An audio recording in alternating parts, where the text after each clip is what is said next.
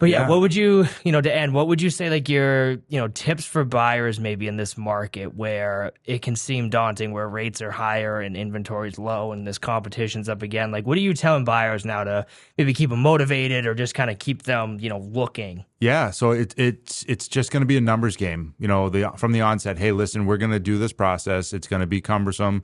I will give you I will give you advice on what wins the offer. You might, and I'll tell them that you're probably not going to like this, but this is what would win the offer.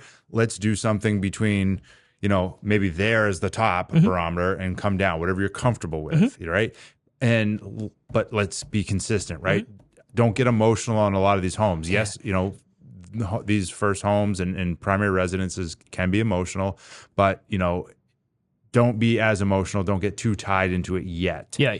And that's just, and not to butt in, but that's just a good agent in general, right? Like you being able to sit there and be like, hey, this is realistically the number or the terms that it's going to take. Are you willing to do it? Right. Because then at least that way you're just being honest with your clients, which sounds very self-explanatory, but not a lot of people do, right? They're just be like, oh, what do you want to put in for an offer?